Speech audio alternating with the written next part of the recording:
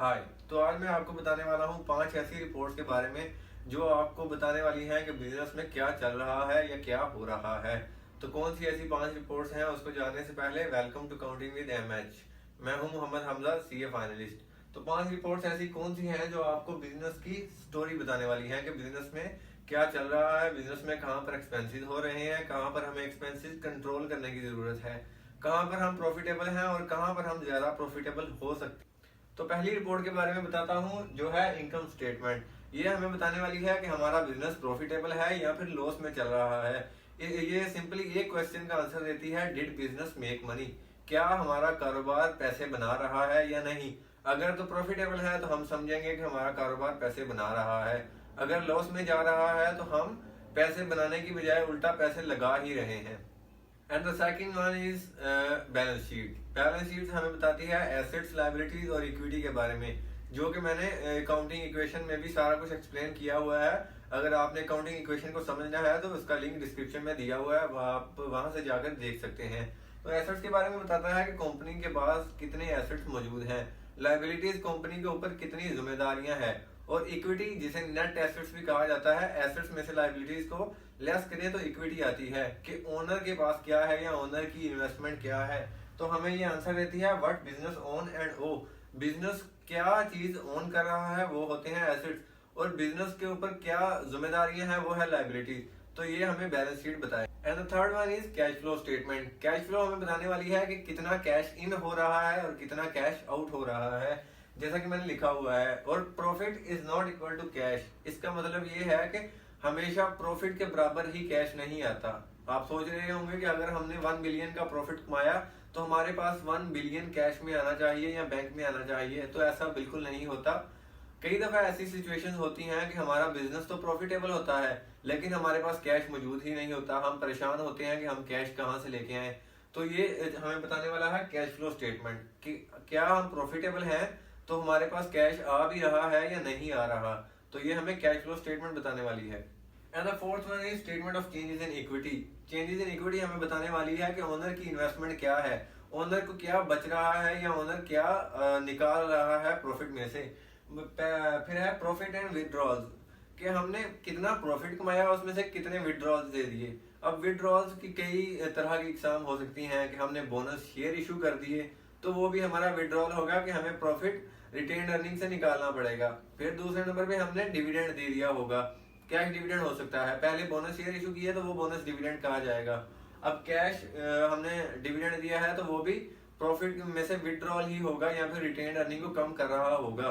तो हमें changes in equity बताने वाला है कि ओनर की इन्वेस्टमेंट क्या है या ओनर के पास क्या बच रहा है। And the fifth one and last one is notes to financial statements. Notes to financial statements हमें नंबर्स के पीछे छुपे राज बताने वाले हैं। नंबर्स कौन से आप सोच रहे होंगे, वो नंबर जो इन सब में दिए गए हैं। कि मतलब बैलेंस शीट में लिखा गया है एसेट्स, एसेट्स में हमारे पास पीपीई इतना है या फर्नीचर इतना है, मशीनरी इतनी है, तो उनके पीछे क्या क्या राज है, क्या क्या बातें हैं, क्या क्या पॉलिसीज हैं, ये हमें सब बताने वाला है नोट्स टू फाइनेंशियल स्टेटमेंट्स। ऐसा होता है कि पहले स्टेटमेंट्स दी होती हैं फिर नीचे नोट्स दिए गए होते हैं।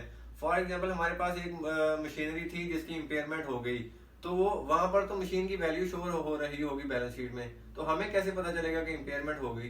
तो वो हमें बताने वाले हैं notes. This shows risk, policies and surprises. जो बिजनेस को रिस्क आने वाला है, जो हमारे एसेट्स को रिस्क आने वाला है, वो नोट्स बता रहे होंगे। कोई हमने पॉलिसीज अडॉप्ट की, न्यू पॉलिसीज अडॉप्ट की या फिर पुराने वाली को चेंज कर दी, तो वो भी हमें नोट्स बता रहे होंगे। या फिर कोई सरप्राइजेस, कोई एक्साइटिंग इवेंट, कोई अच्छा हमारे लिए इवेंट आने वाला है या फिर कोई बुरा इवेंट आने वाला है, तो वो भी हमें नोट्स टू फाइनेंशियल स्टेटमेंट्स बता रहे होंगे। नेक्स्ट मैंने साथ ही 3 रेशोज लिख दी हैं। ये 3 रेशोज हैं, एक बेसिक लेवल के इन्वेस्टर के लिए या बेसिक लेवल के स्टूडेंट के लिए, कि ये रेशोज बड़ी काम आने वाली हैं क्योंकि ये किस तरह से बेनिफिट देती हैं और क्यों बेनिफिट देती हैं ये मैं भी आपको साथ बताने वाला हूँ, सिर्फ फार्मूला नहीं बताऊंगा। तो पहली है gross profit margin. Gross profit margin, तो आपके जहन में पहला लफ्ज तो ग्रोस प्रॉफिट आ गया, तो सबसे ऊपर ग्रोस प्रॉफिट, इसको डिवाइड करेंगे रेवेन्यू। तो हमारे पास जितनी ज्यादा रेशो आ रही होगी हमारे लिए उतनी ही अच्छी होगी कि हमारा ग्रोस प्रॉफिट रेवेन्यू के मुकाबले में ज्यादा आ रहा है। कई दफा ऐसा होता है कि रेवेन्यू बहुत ज्यादा होता है लेकिन हमारी कॉस्ट ऑफ गुड सोल्ड होती है जो वो बहुत ज्यादा आ रही होती है, जिसकी वजह से रेवेन्यू में से जब हम वो लेस करते हैं तो वो हमारे पास ग्रॉस प्रॉफिट बहुत कम बच जाता है। तो ये हमें बताने वाला है हाउ एफिशिएंटली मेक प्रोडक्ट, कि हम अपनी प्रोडक्ट को कितनी एफिशिएंटली बना रहे हैं। हम जितनी कम से कम कॉस्ट में बोर्ड मार्कर को बनाएंगे तो ये होगा कि एफिशिएंट हमने प्रोडक्शन की है या एफिशिएंट कॉस्ट के साथ प्रोड्यूस किया है एक बोर्ड मार्कर। अब इससे रेवेन्यू फॉर एग्जांपल 40 आ रहा है, अगर हमने ये बनाई ही 39 में है तो हमारे पास ग्रॉस प्रॉफिट 1 रुपए बचेगा, जो कि एफिशिएंट तो नहीं है, बिल्कुल भी एफिशिएंट नहीं है। अगर 40 की सेल की और हमारी 15 की या 20 की प्रोडक्शन है तो फिर हमारे पास एक लार्ज अमाउंट आ रही होगी ग्रॉस प्रॉफिट की, जो कि हमें बता रही होगी कि आपने एक एफिशिएंटली कॉस्ट के साथ प्रोडक्ट को बना लिया है, और वो हमें बताने वाला है ग्रॉस प्रॉफिट मार्जिन, जितना ज्यादा उतना। तो अगला है net profit margin, net profit ऊपर डिवाइडेड बाय रेवेन्यू। तो ये हमें बताने वाला है कि रेवेन्यू के मुकाबले में आपने या रेवेन्यू की रेशियो में आपने कितना नेट प्रॉफिट कमाया। तो फॉर एग्जांपल ये हमारा इससे जो रेवेन्यू है वो 5 है, तो इसकी नेट प्रॉफिट के साथ रेशियो 3 है। तो ये बहुत ही आइडियल है या बहुत ही अच्छा है कि आपको आपने जितना रेवेन्यू कमाया उसका तीसरा हिस्सा आपका नेट प्रॉफिट है। ये हमें बताने वाला है how much profit stage after expense, हमारे हर तरह के खर्चे करने के बाद हमारे पास कितना प्रॉफिट बचता है या कितना नेट प्रॉफिट बचता है। तो ये हमें बताएगा नेट प्रॉफिट। एक्सपेंसेस जैसा कि ग्रॉस प्रॉफिट हमने यहाँ से कैलकुलेट किया होगा अगर तो एफिशिएंटली प्रोड्यूस हुई, तो इसके नीचे बहुत सारे एक्सपेंसेस लेस होंगे, जिसमें डेप्रिसिएशन आ रही होगी, कोई इंश्योरेंस एक्सपेंस आ रहा होगा, इसी तरह से कोई इंटरेस्ट एक्सपेंस आ रहे होंगे। ये लेस करने के बाद जो नेट प्रॉफिट बचेगा वो जितना ज्यादा होगा उतना हमारे लिए अच्छा होगा, और ये रेशियो भी जितनी ज्यादा आएगी उतना ही हमें ज्यादा फायदा हो रहा होगा। तो लास्ट है return on asset. Return on asset का फार्मूला है net income divided by total assets, net income या फिर net profit divided by total assets. ये हमें बताता है how smartly company uses its resources to generate profit, कि अपने एसेट्स कंपनी कितने एफिशिएंटली यूज कर रही है प्रॉफिट को जनरेट करने के लिए। रिसोर्सेज एसेट्स को ही कहा जाता है, वो डिफरेंट तरह के हो सकते हैं रिसोर्सेज। तो रिसोर्सेज को नॉर्मली एसेट्स कहा जाता है, जैसा कि मैंने अकाउंटिंग इक्वेशन में डेफिनेशन में बताया हुआ है। तो फिर जितने एफिशिएंटली एसेट्स को यूज कर रहे हो तो उतना प्रॉफिट ज्यादा, तो ये हमें और ज्यादा फायदा देने वाला है। ये रेशो जो है हमें इसी क्वेश्चन का आंसर दे रही होगी कि हम अपने एसेट्स को कितने एफिशिएंटली यूज कर रहे हैं।